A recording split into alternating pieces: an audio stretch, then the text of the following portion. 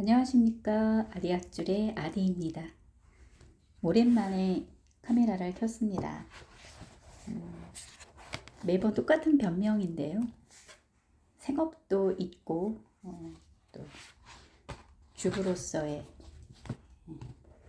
노동도 있어서 그 이외에 또 품위 유지를 위해 이것저것 해야 할 일들도 많다 보니까 마음은 늘 항상 카메라 앞에 서야지 라고 생각을 하지만 쉽지가 않더라고요. 오늘은 2026년 1월 26일 월요일이고요. 제가 준비한 시각은 1시 41분이었습니다.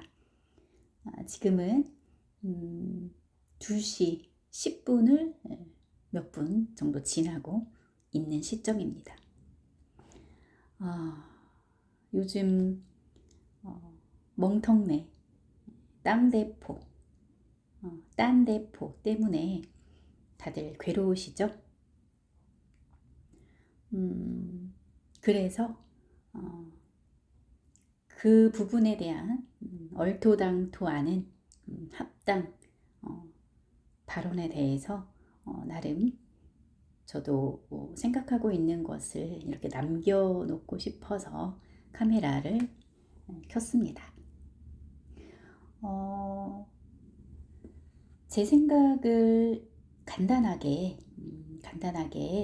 나름 정리한 메시지를 간단하게 읊어드린 후에 오늘 제가 책 한 권을 또 발견해서 제 책꽂이에 꽂아 있었던 책 중에 유독 눈에 띄어서 뽑아 들고 또 눈에 들어오는 목차를 찾아서요.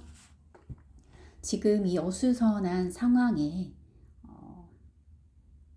적절한 내용일 것 같다라는 생각이 들어서 가지고 왔습니다. 우선 정청래 땅대포가 며칠 전에 갑자기 갑툭튀 기자회견으로 많은 진보 진영 우리 지지자들을 비롯한 당원들 그리고 국민들에게 또 한 번 5살 아이 같은 짓을 했는데요. 조역당과의 합당을 제안합니다 라고 아주 우렁차게 이야기하고 읽은 종이를 접고 인사한 후에 퇴장하면서 동시에 그 앞에 세워져 있었던 민주당, 더불어민주당 팻말을 떨어뜨린 건지 공교롭게 떨어진 건지 중요한 건 그렇게 떨어진 표지판을 살짝 15도 정도 돌린 후에 제가 그 표정도 봤는데 아무런 감정 없이 다시 자기 갈 길을 가더라고요. 보통 돌아서서 아이고 라고 하는 제스처라든가 그런 조금 당황스러운 말이 바로 튀어나와야 상식적이지 않습니까? 그런데 그 뒤에 뭐 어느 누구도 그것을 바로 잡아 세워두지 않더라고요. 아마 땅대포가 지금 민주당이 갖고 있는 모든 생각을 보여준 아주 상징적인 상황이었다고 저는 생각을 합니다. 그래서 오늘 제가 읊어드리려고 하는 주제도 제 생각을 적어놨었던 제 주제를 통합과 합당이라는 제목으로 잡아봤습니다. 2025년 8월 2일 더불어민주당 당대표에 정청래가 당선되었습니다. 당선되고 3일 되던 날 꼭두 새벽 역시나 쪼르르 딸랑딸랑 털보 방송국으로 달려갔습니다. 털보에 가서도 정청래가 이재명이고 이재명이 정청래고 이재명 대통령의 방향과 속도에 맞는 건 정청래라면서 이재명 파리를 해댔습니다. 같은 날 8월 5일 정청래가 제일 먼저 한 일이 방송법 통과였습니다. 그런데 그 안에는 이재명 대통령이 강조하며 힘주어 지시한 뉴미디어법과 노란봉투법은 빠졌습니다. 정청래는 당대표 후보 시절 추석 전까지 검찰개혁을 완수하겠다던 공약을 결과적으로는 검찰청을 폐지한 것이 마치 자기가 약속했던 검찰개혁이라도 이뤄낸 듯 호들갑을 떨었습니다. 그래놓고는 지금에야 검찰개혁에 대한 세세한 이슈가 불거진 지금 오히려 조국 혁신당에서 반대하는 그 목소리에 민주당 당대표로서 한마디 대처하지도 못하면서 아니 안 하면서 되려 조혁당과 합당을 제안하고 나섰습니다. 이럴 때 쓰라고 하는 말이 있습니다. 지랄하고 자빠졌네. 정청래 당대표 이후 민주당에 대한 모든 사안들에는 최고위원이나 민주당 의원들의 의견은 없습니다. 민주당 일반 당원, 권리당원, 대의원의 의견도 없습니다. 민주당에서 이루어진 모든 결과는 정청래를 중심으로 정청래를 따르는 몇몇 무리들의 의견만이 반영된 듯한 행보를 가감없이 보이고 있을 뿐이고 민주당 내 권리당원 투표가 진행되는 방식이 방증하고 있습니다. 투표가 무엇입니까? 권리입니다. 권리는 무엇입니까? 민주주의 기본 요소 중 하나입니다. 민주주의가 무엇입니까? 국민이 권력을 가지고 그 권력을 스스로 행사하는 제도 또는 그런 정치를 지향하는 사상, 기본적 인권, 자유권, 평등권, 다수결의 원리, 법치주의 따위를 그 기본 원리로 한다입니다. 그런데 정청래가 실시했던 민주당 내 권리당원 투표의 형식과 내용에는 인권, 자유권, 평등권, 자유결의 원리가 문의로만 장식돼 있을 뿐입니다. 통합과 합당의 뜻은 같을까요? 아니면 다를까요? 아니면 비슷할까요? 맞습니다. 혼동스럽습니다. 그래서 저도 나름 생각해 봤습니다. 정치의 언어는 단어 선택에 신중해야 합니다. 정치인은 자신이 한 말에 책임을 져야 합니다. 그들이 하는 말은 본인과의 약속임과 동시에 국민, 서민, 민초들과의 약속이고 그 약속은 공약이 되기도 하고 그 공약은 정책이 되기도 하고 그 정책은 법률이 되기도 하면서 현생을 사는 우리들 삶에 큰 영향을 미치고 우리를 규율하고 규정하게 되는 겁니다. 통합은 현 정부의 방향에 속하는 단어이기도 합니다. 더 나아가 국민 대통합도 언급된 바 있습니다. 정치의 언어에서 통합은 이념적으로 적용되는 말입니다. 서로 다른 이념을 끊임없는 토론 그리고 토의 과정을 통해 모두의 바람을 이뤄나가는 커다란 한 방향이 되기 위함 아니겠습니까? 그런 의미로 국민 대통합도 밝힌 것이라고 저는 생각합니다. 합당은 어떤 도리나 기준 등에 꼭 알맞음을 뜻합니다. 흔히 정당에서 서로 다른 당이 합당한다고 할 때도 같은 의미의 단어로 쓰입니다. 그런데 조역당이 민주당의 도리나 기준에 맞습니까? 오늘 최고위 기자회견에서 이현주 의원이 말씀하셨듯 여기에서 오늘은 이틀 전입니다. 합당이라는 것은 당의 정체성, 노선, 권력 구조, 당원들, 여러 가지 모든 것을 바꾸는 중차대한 일이라고 했습니다. 오늘이라고 할 때 그 오늘이 지난 금요일이었습니다.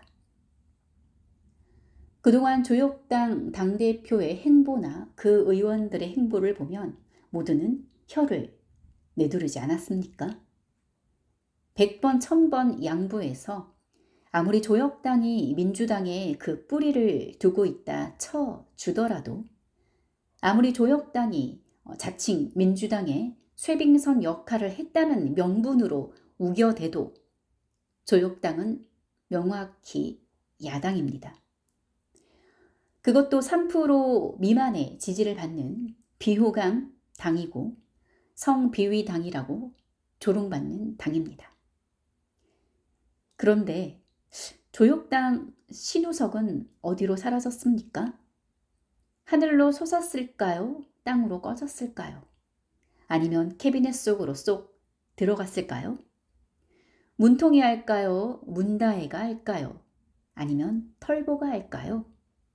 아니면 정숙 씨가 할까요? 여러분, 우리는 정치인들의 말과 글, 그리고 그들이 사용하는 제스처, 그들이 짓는 표정 등을 유심히 살피고 비판적으로 받아들여야 합니다. 그들이 사용하는 단어들은 사전적인 의미와 함께 그들이 전하려는 크고 작은 메시지 속에 어떤 뜻이 담겨 있을지도 눈치를 채야 저 사람이 나를 혹은 우리를 선의로 선동하는지 아닌지, 아니면 다른 품은 의중이 있는지 없는지를 해석할 수 있는 1차적 근거가 됩니다.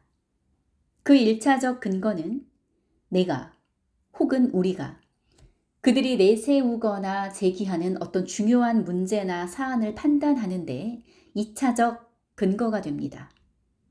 그 2차적 근거는 내가 혹은 우리가 그들이 내세우거나 제기하는 정책 방향에 힘을 보태는 3차적 근거가 됩니다. 3차적 근거는 내가 혹은 우리가 그들로 인해 사회적 혹은 국가적으로 더 많은 이들에게 정의롭고 건강한 누림이 될 수 있게 더 큰 힘을 나비 효과로 이어줄 수 있게 하기 때문입니다. 이것이 곧 연대의 힘입니다. 고 노회찬 의원의 촌철이 생각났습니다. 우리나라가 일본과 사이가 안 좋아도 외계인이 침공하면 힘을 합쳐야 하지 않겠습니까? 그런데 지금 외계인이 침공했습니까? 혹시 정청래 레이더망에는 김민석 총리가 외계인으로 보이는 겁니까? 그렇지 않다면 갑작스러운 갑툭튀 조역당과의 합당 제안은 설명이 되지 않습니다. 어떠한 이유로도 설명이 되지 않습니다. 한간에는 한간이 아니라 일부 지도부 층에서도 밝힌 바와 같이 합당한다 안 한다를 떠나서 가장 기초적이고 기본적인 민주적인 절차 과정이 완전히 빠져 있다라는 것에 더 분노를 하고 있었습니다. 그런데 저는 그런 것조차도 패싱을 한 상황에, 그리고 지금 이 합당뿐만이 아니라 정청래 당대표가 취임한 이후에 여러 행보들을 보면 그 절차는 무시되어 있었습니다. 바늘도둑이 소도둑이 된 격이라고 저는 생각합니다. 이 부분은 절차 과정이 타당했다면 합당을 용인할 수 있다라는 것조차도 저는 논의의 대상이 되지 않을 만큼 조혁당은 우리 당과 전혀 다른 길을 가고 있는 철저한 야당이라고 생각을 합니다. 며칠 전 이렇게 정청래 그 합당 발표로 불거진 이 사태 안에 민주주의라는 큰 키워드가 있는 거라고 생각을 했습니다. 그래서 지도부층에서도 절차적 민주주의 이런 말들, 그로 인해 그 영향으로 다른 유튜버 민주진보 진영의 현재 이재명 정부를 지지하는 유튜버들, 그리고 지켜보는 지지자, 당원들, 그리고 국민들 모두 민주주의가 민주적 절차가 훼손되었다라고 입을 모아 이야기하고 있습니다. 그래서 오늘 제가 가지고 온 책은 사회독서 세상을 읽는 힘이라고 하는 책 목차 중에 제 시선을 끈 목차 부분 제목이 있어서 그 부분을 펼쳐서 아까 방송을 켜기 전에 잠깐 읽어봤고요. 뭐 하나 빠질 게 없는 구구절절 우리가 한 번쯤은 너무나 당연하게 생각했었던 것을 생각할 기회가 될 수 있을 것 같아서 가지고 왔습니다. 이 목차의 큰 제목은 계란, 바위를 깨뜨리다 라는 제목이고요.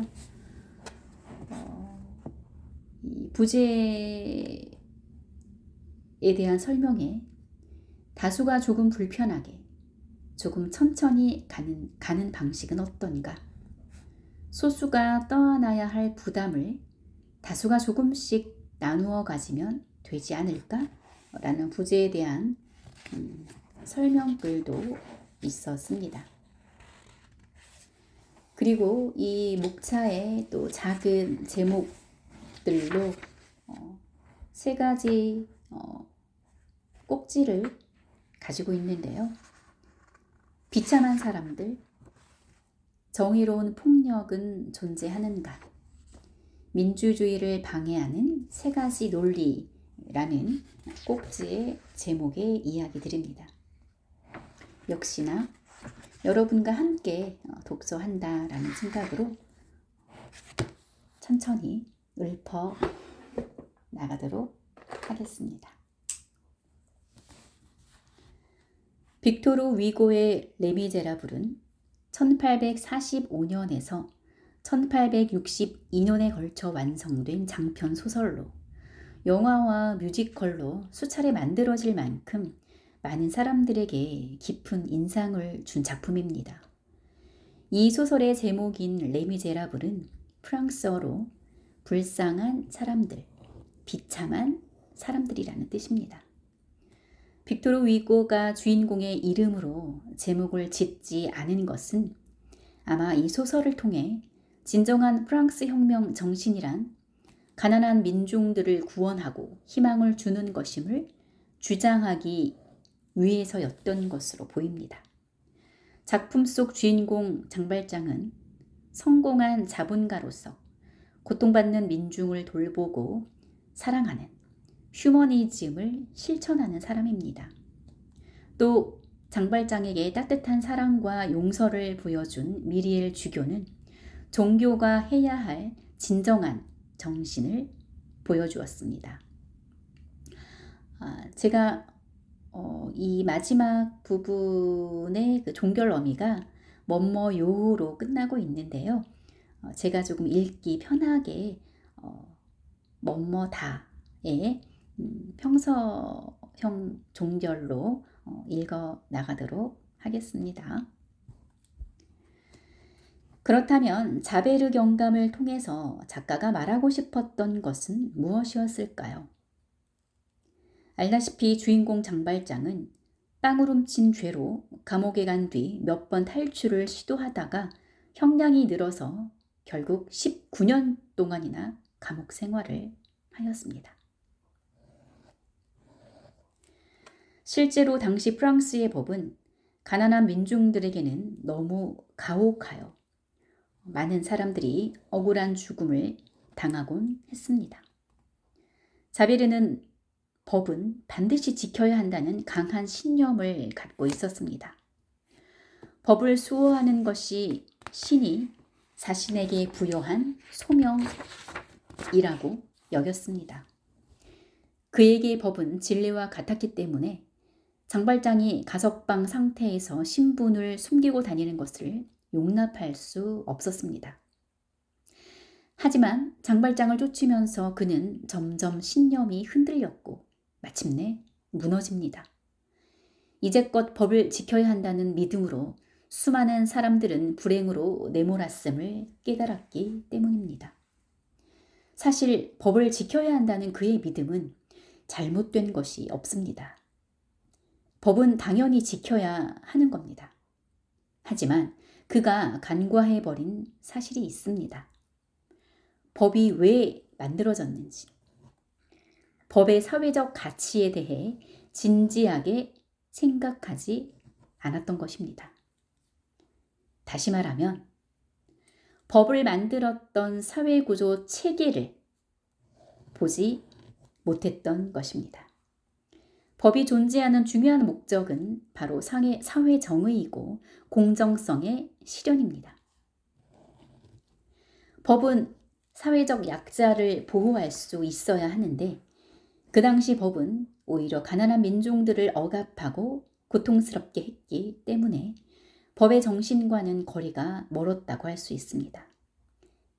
자신의 정체성이 무너지고 밀려오는 죄책감을 감당할 수 없었던 그는 결국 내부 분열로 죽음을 선택하게 됩니다.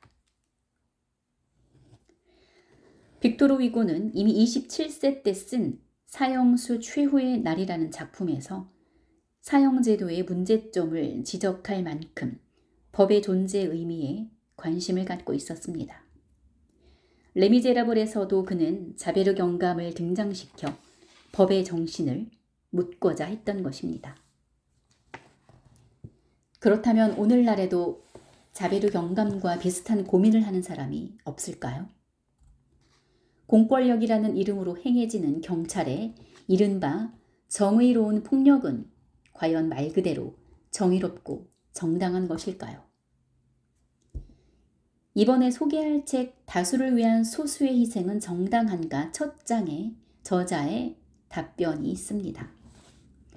공저자 중 한 사람인 표창원 의원은 사회를 유지하려면 악한 자의 나쁜 행동을 막아야 할 필요성은 분명하지만 어느 정도까지가 정의로운 폭력인지에 대해서는 고민할 수밖에 없다고 말합니다. 예를 들어 무리한 진압으로 시민과 경찰의 목숨이 희생된 용산 참사, 세월호 참사의 진상규명을 요구하는 시위나 고압 송전탑, 해군기지 건설을 두고 지역에서 벌어지는 여러 갈등 현장에 경찰이 동원되어 물리력을 행사합니다. 법 집행이라는 이름 하에 공권력을 수호하는 경찰이 개입한 것입니다. 그러다 문제가 생기면 경찰을 상대로 직권 남용 혹은 형법상의 상해죄를 물어 고소하기도 합니다.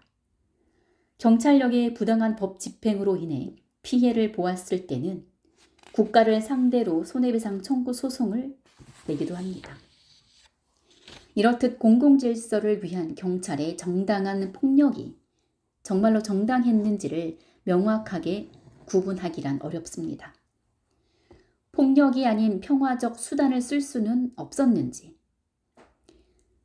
폭력이 아닌 평화적 수단을 쓸 수는 없었는지 여부, 또 그것을 충분히 검토했는지 여부를 따져야 하지만 이것은 대단히 주관적인 판단의 영역이다 보니 시대의 흐름, 여론이나 사법부의 태도 등 시대적 환경적 요인에 의해 좌우될 때가 많다고 저자는 말합니다. 그래서 국민들의 관심, 목소리가 정말 중요한 것 같습니다. 결국은 시대의 흐름은 국민들이 이어가는 거잖아요. 국민들이 정치를 하는 거라고도 저는 해석하고 싶습니다.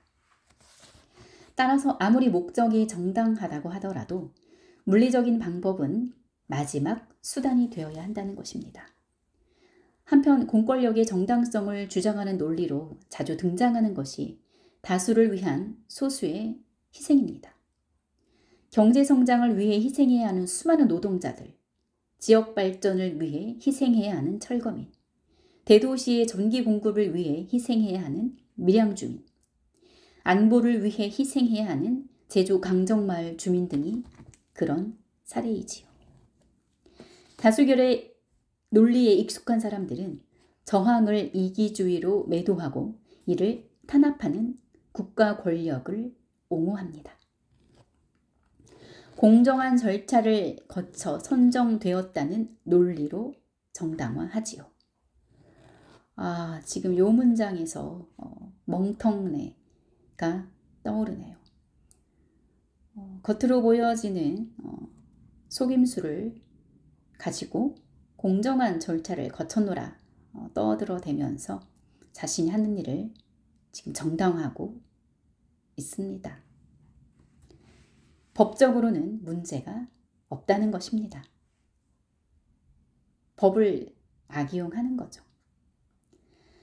저자는 묻습니다.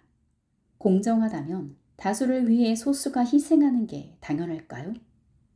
소수의 희생을 발판 삼아 다수가 이익을 취해온 방식에 너무 익숙해진 나머지 그것을 당연하다고 생각하는 건 아닌지 돌아볼 필요가 있습니다. 특히 공권력에 종사하는 사람들은 법률 지식뿐만 아니라 인권 감수성도 높아야 한다고 강조합니다. 이 부분에서도 지금 갑자기 떠오르는 생각이 하나 있는데요. 우리는 이미 사실 얼마 전부터 AI 시대로 들어섰었습니다. 이재명 정부가 들어서면서 도드라지기 시작했는데요. 사실은 AI로 대체되는 전문 직종들이 많아지면서 사라지게 되는 직종도 많을 거라고 예상을 하고 있고 실질적으로 지금 그런 추세를 보이기도 하는데요. 하지만 그렇다 해도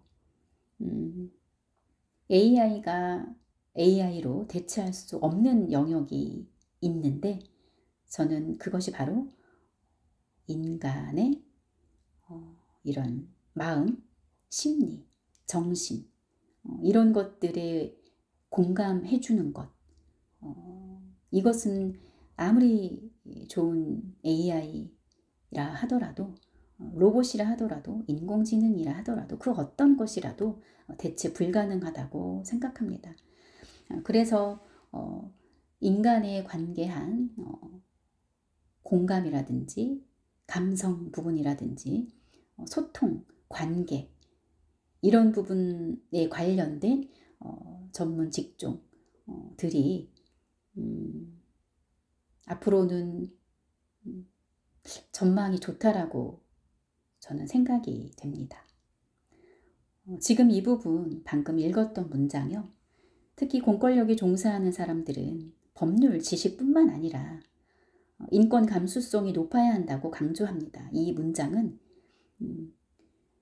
공권력에 종사하는 사람들은 1차적으로는 출중한 지식이 있어야 하는 것은 기본이고요. 그런데 지금 한국 사회는, 한국 교육은 이런 지식만 집어넣을 뿐이지 이 지식을 달달달 외워서 대학 입학, 그리고 취업, 그리고 돈과 권력, 이런 식으로 진행을 해가는 과정에 경쟁이 치열하잖아요. 치열하다 못해 살인적입니다. 그런 속에서 어떻게 인권 감수성이 높아질 수 있겠습니까? 여유가 없는데요. 친구를 적으로 생각하고 동료를 적으로 생각하는 이 사회적인 구조에서 내가 살아남기 위해서 어쩔 수 없다라는 좀 가슴 아프고 안타까운 그들의 정당성은 인권 감수성을 높여줄 만한 그 어떤 배움도 저는 사실 지금도 배움이 이루어지지 않는다고 생각을 합니다. 그런 이유에서 교육 개혁도 끊임없이 주장을 하고 생각을 하고 조금씩이라도 실천을 하려고 있는 입장입니다. 자, 다시 읽도록 할게요.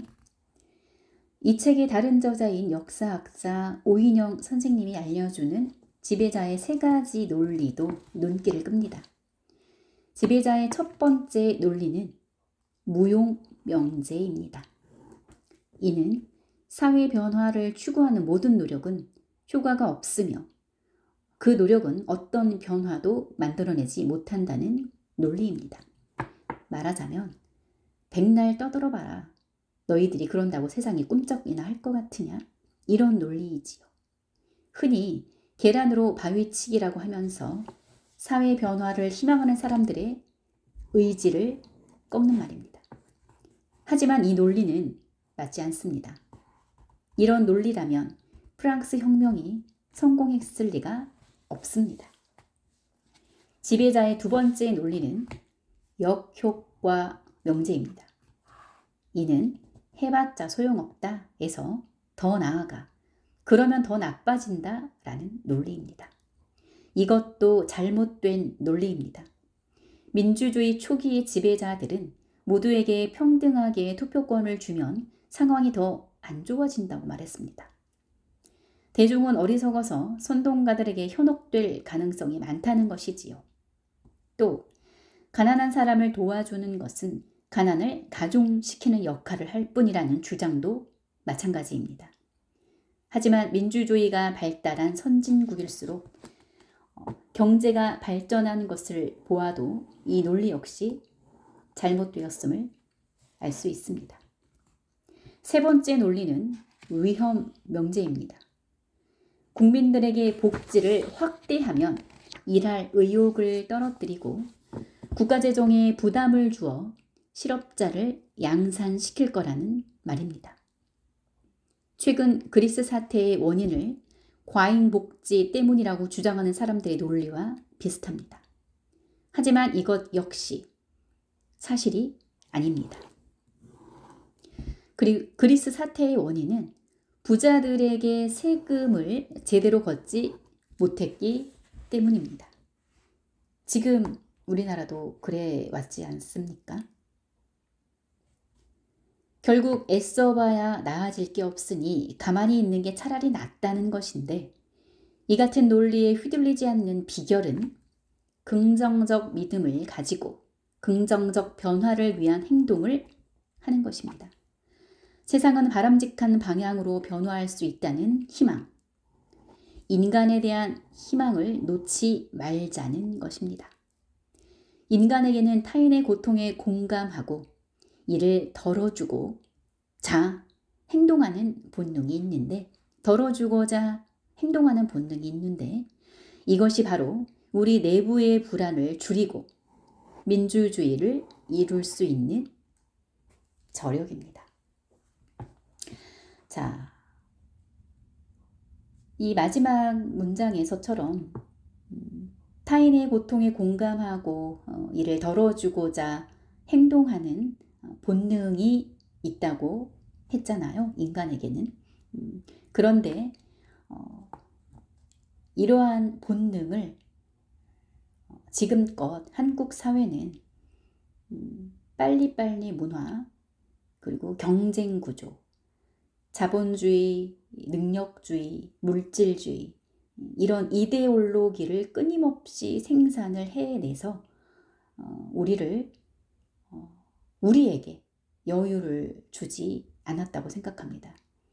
여유가 있어야 사유도 하고 사색도 하고 성찰도 하면서 주변을 돌아볼 수 있는데 갈수록 세상은 발전하고 모든 것들은 눈부시게 발전하고 편리해졌지만 그만큼 우리는 더 각박해졌잖아요. 그래서 우리 모두가 스스로 깨어나야 한다라는 말을 일부 정신이 올곧게 되어 있는 사람들이 반복적으로 하는 말 같아요. 지금 털보를 비롯한 그 하바리 것들은 털보의 지령일지 털보 위에 또 다른 지령이 있을지는 모를